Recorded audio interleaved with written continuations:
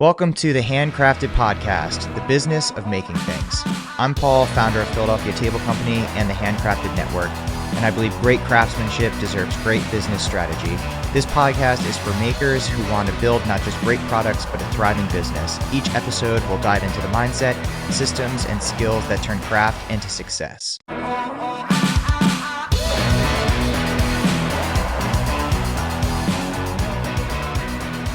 All right, guys, welcome back to the Handcrafted Podcast. It is Black Friday today.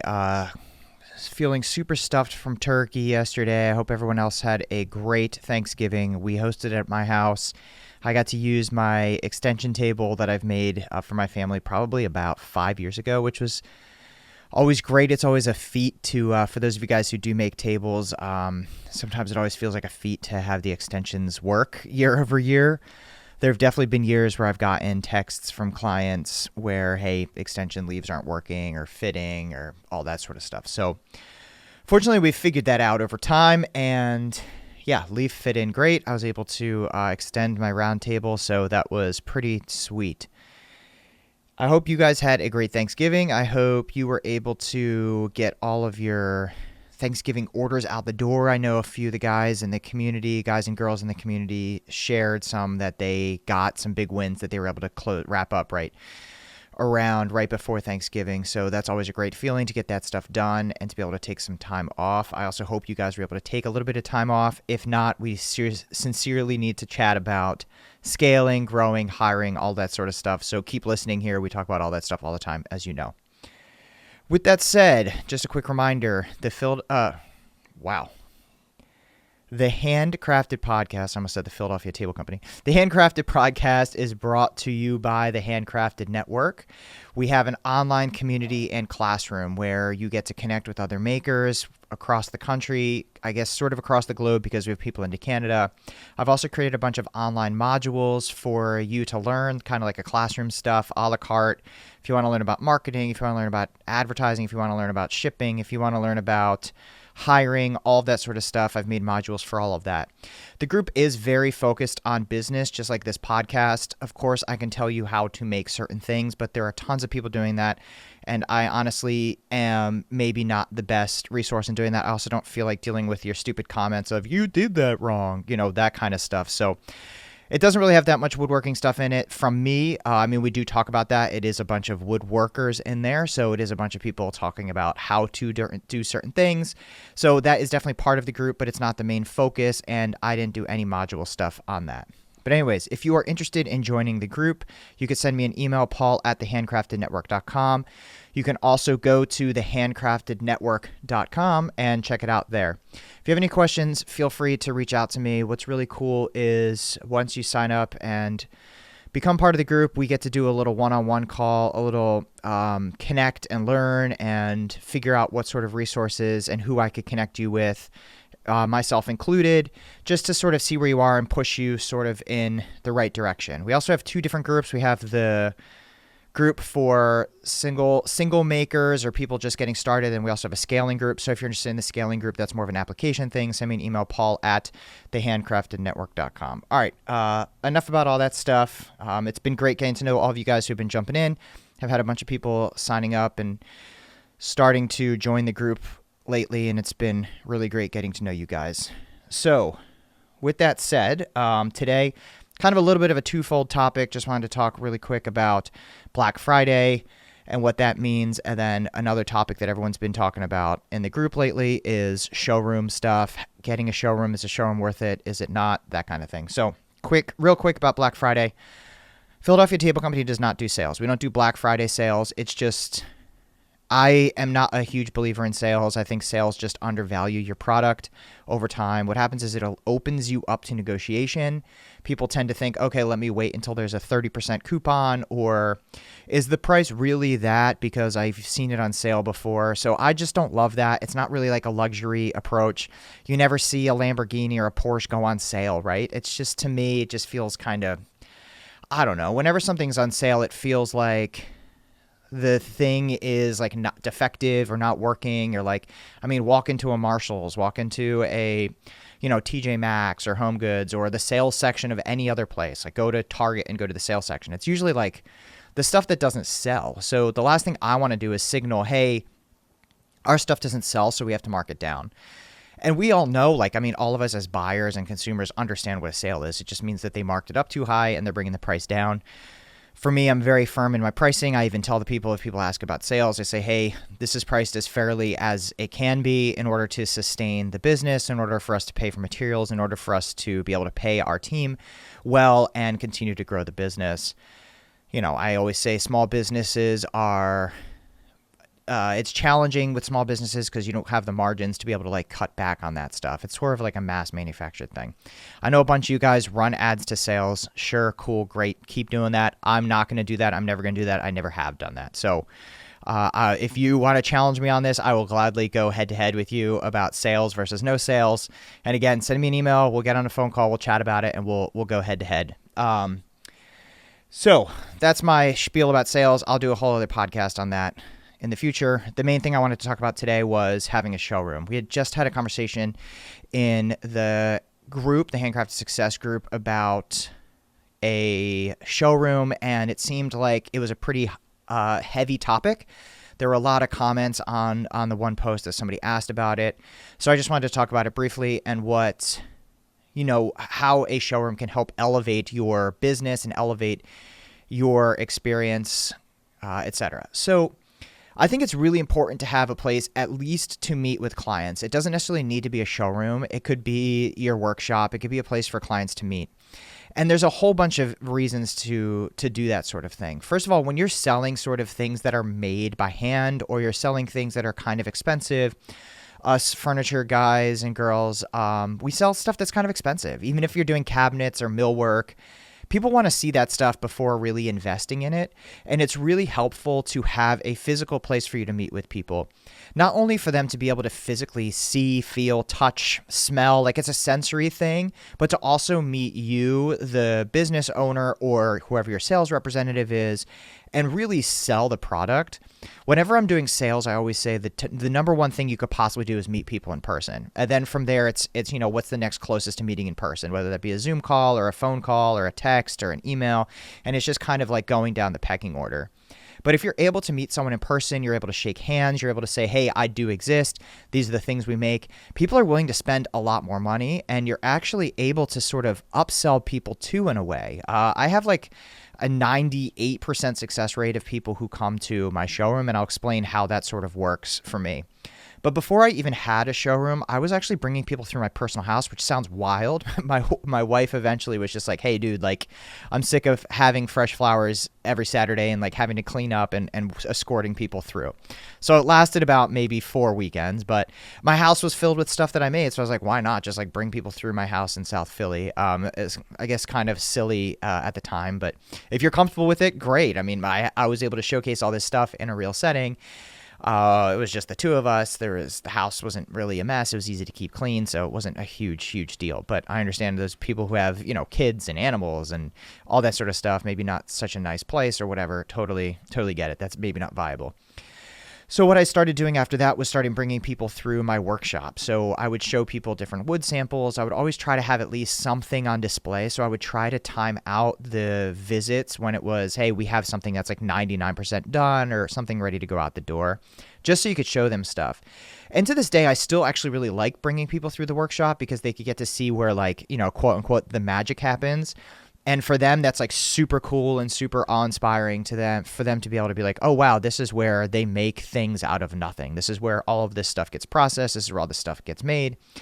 And to me, that's like really cool. All of us know like how cool it is to visit a certain like kind of artisanal factory setting that we've been to, whether you're like a guitar player, like we have the Martin Guitar Factory near me. It's like cool to go see that kind of stuff and sort of see where like this stuff is made. Also another thing that's kind of near where I grew up was this, especially because it's like the Christmas season now, is like these Buyer's Choice dolls, which is like a factory of like handmade little like caroler type doll things, and that place is always packed because people love to see how that stuff is made.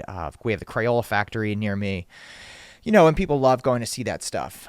So with that said, if you don't have a showroom, I think it's great to be able to open up your workshop. Even if it is like your garage, sometimes people just like want to see stuff being made. And to me, it's like bringing people into your home, bringing people into your garage opens up that level of trust, opens up that level of sort of, I don't know, like personal connection that I think allows you to be better at sales. It makes the other person feel more comfortable. So I think it's important to do that stuff. So what was happening for me was I was bringing people through my workshop. One time this mom came through with her daughter from swim practice. Her daughter was walking around in flip-flops and a workshop that had nails and screws and dust everywhere. And I was like, oh my God, this is horrible. I'm going to get sued or something. I need to get a showroom really bad. And at the time I was just happened to be doing work for somebody that had a showroom space available.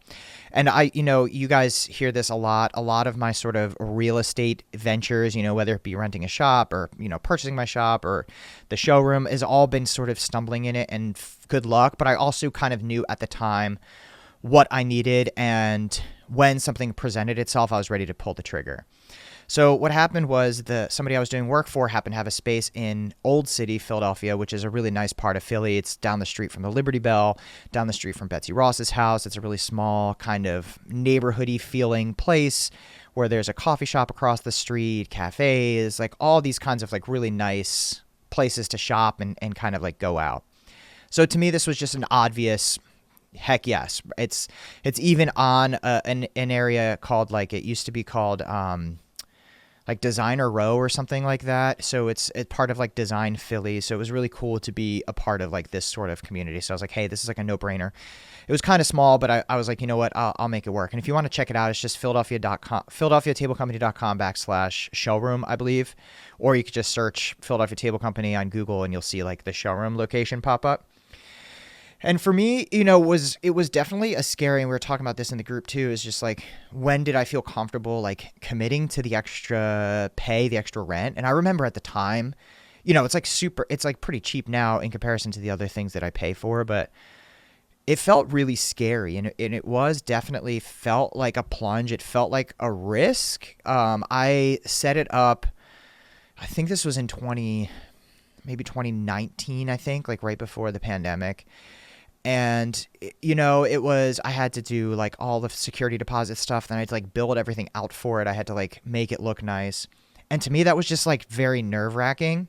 And the best way I explain it, I think I've talked about this in other podcasts too, is like when you have added expenses, whether it be a new employee or a new shop space or whatever, what it does is it sort of like forces you to pony up in a way. It forces you to really push to make ends meet, to like make it work. So that was sort of my mentality. I was like, okay, I did the math. I figured, hey, I needed to sell X amount more furniture out of here. And then I just kind of just did like, not really like math, but just sort of like the mental equation to be like, is this going to work? Is this going to pay off?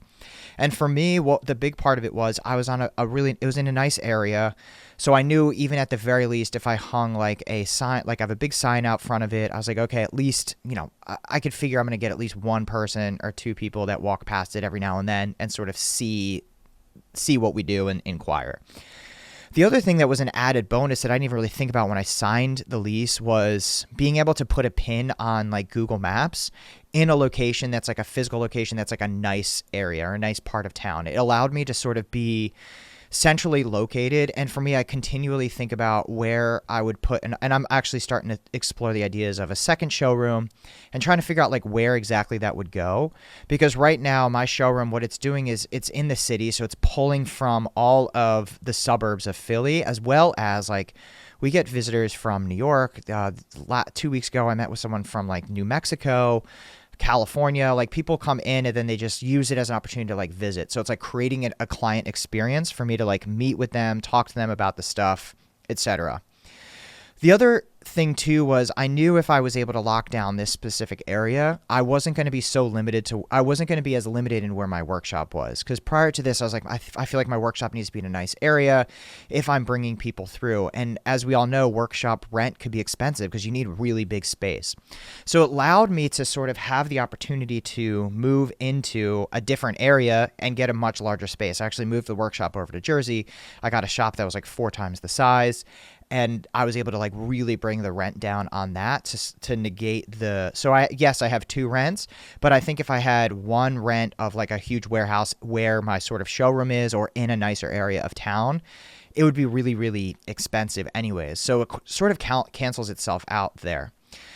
The other thing I really like about having the showroom where I do is it's like a nice area for people to visit. So it's not just like, yeah, of course people come down to meet with me, but it's also like you can do other things there. So it's like if you're coming to visit Philly from New York, or you're coming to visit Philly from any one of the suburbs, there's like other stuff to do around where the showroom is, which is really cool and enticing. It's also like not a scary place to be for people from the suburbs or people that are like kind of traveling or like uncomfortable with city life. So it was really great from that perspective too. And now, what are the advantages of having a showroom? So there's a lot. First of all, people being able to physically see the things like we had talked about earlier. So if you're going to buy like a custom, whatever, motorcycle or even like a car, what are you going to do? You're not just going to click buy. What do you want to see it. You want to feel it. You want to talk to the person that's going to be selling it. You know, you want to feel like the nice leather or, you know, see how the finish is, all that stuff. So it provides an opportunity for people to see some sort of finished products. So for me, my showroom is appointment only.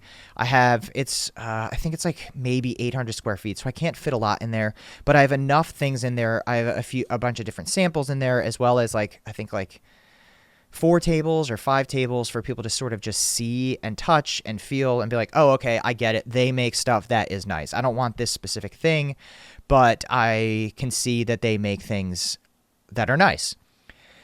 The other thing too is I recently changed the name from showroom to design studio, because what was happening is people were trying to come and think that it was like a Raymore and Flanagan where they could just come shop around. So now what I do is, and the showroom for a minute when I first opened it was, I wanted it to be like a store. So we made cutting boards and like candles and swag and all that sort of stuff. And I actually had employees like working it on weekends, and it just like never paid off in that way. So and we opened it right around the holiday season too. And I figured, hey, we would sell some stuff, but it wasn't worth having an employee working there all the time. So what I did was I switched it over to appointment only, which has been actually really great and has had a few positives that I didn't really foresee when I did it. By doing appointment only, I don't have to keep it staffed. I can make sure that it's me that's meeting with them, or when I hire a salesperson, it's a salesperson meeting with them. I'm the one who does all the sales, so it's usually me. But I could also schedule any one of my other people makers or whatever to go in there. People also like the idea of the appointment because it feels fancier. It feels more bespoke, right? Like it makes them feel like exclusive and one of a kind. And all of that is cool. Like somebody came in one time and referenced, they're like, you know what this feels like is, and I don't have like a big shop window or anything. They're like, this feels like one of those like boutique sort of like tuxedo places hidden in the back of New York City. And I was like, dude, that is awesome. That's like exactly what I want it to be. And I was talking to somebody else actually last weekend at one of my appointments, and they were just like, hey, like you must have like a lot of cancellations. And I was like, no, actually we don't. I think because people have to like schedule it out and like book the appointment, they are like looking forward to it and don't cancel. The other thing too is so if you are trying to do this sort of like by appointment only model, what I try to do is like pre-vet the people. That's why I have like a 98% success rate, is like I'll ask, hey, what kind of project are you thinking of? And I'll try to get the tough questions out of the way, like timeline, price, materials, rough design idea. And usually what I'll do is be able to vet people kind of before they come. And if we don't align on budget, we don't align on timeline or something, I just make sure they know that. And then we just either move the appointment, postpone the appointment, find another time to meet, that kind of thing. But most of the time, it's a way to finalize the sale, which brings me to one of the other great things that I love about having a showroom is it really helps close those deals that are kind of a little bit hard to close or like right on the sort of cusp, the sideline. So what I'll do is if I'm kind of working a lead for a while or I'm working a few leads, what I'll do is I'll just be like, hey, I'm going to just go do some showroom appointments on Saturday. So I'll email them and be like, hey, I have an opening at 11 o'clock on Saturday. Can you come? Do you want to come meet at the showroom? And people will be like, yeah, sure. And once they do, boom, it seals the deal. So I've been doing that over time to get more and more people to close the deals. I've also seen a lot of people, we haven't done this, but I've seen a lot of people run ads to schedule showroom appointments or design studio appointments. So what you do is like run an ad and be like, fill a whole entire Saturday. So this way, if you're meeting with like maybe 9 people on a Saturday, 10 people on a Saturday, maybe you'll close 2 or 3 of them, which are going to be some really big ticket deals. So that's like really, really helpful. But in general, like to me, the main positives, and somebody else in the group was talking about, it does the buzz wear off after the grand opening and all that sort of stuff. And it was like, the grand opening for me was just like friends and family, like some people from the neighborhood.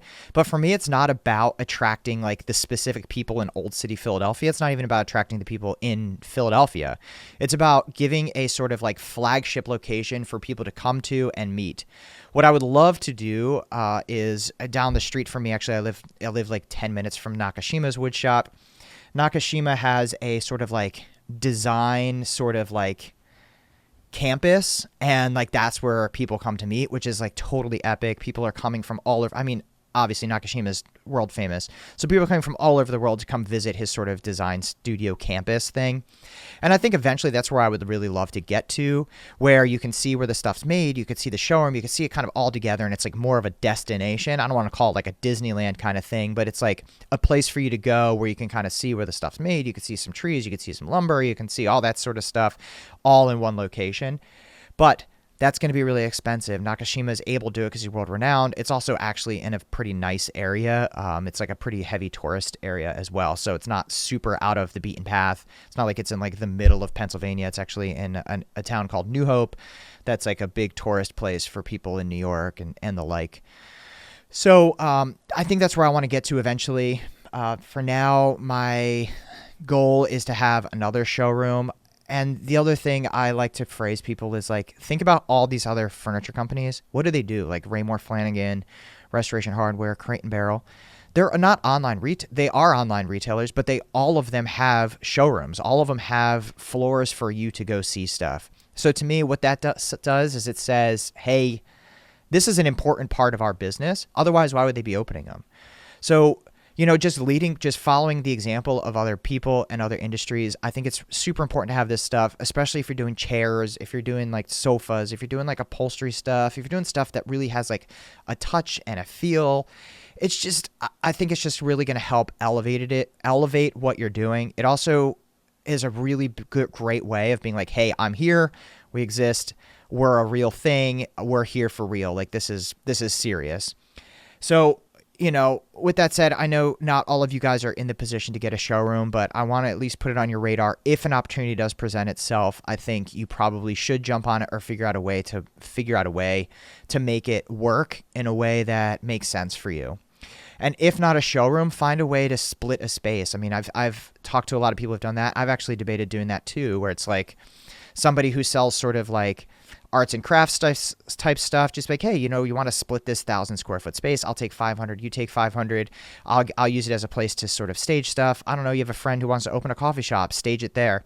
And that's what was actually my very first idea was I was like, okay, at the worst case scenario, I'll just like turn this into a coffee shop or just do free coffee so people could come through. And I never had to do that. I never had to default on it because I've been busy enough bringing people through that I haven't needed to attract people in any other way, which has been absolutely amazing. It's been an absolute dream to have it. I love my showroom to death. It's a really great place. I create it as a sanctuary. It also gets to show sort of what my design is and my feel, and we're going to slowly start to rework it. The idea was to eventually change it over seasonally, but we've just gotten so busy that we haven't had a chance to do all that stuff. So, in short, showrooms are 100% worth it. Design Studio is 100% worth it. Find a way to make it happen, whether it's sharing a space with somebody or bringing people through your personal workshop, or you have a way to show off some things that are fully finished. It just makes it more real. Being able to shake hands, being able to meet people, allowing people to touch and see your things physically is really a big game changer. All right, guys. Hope this was helpful. Have a great week and talk to you soon. Peace.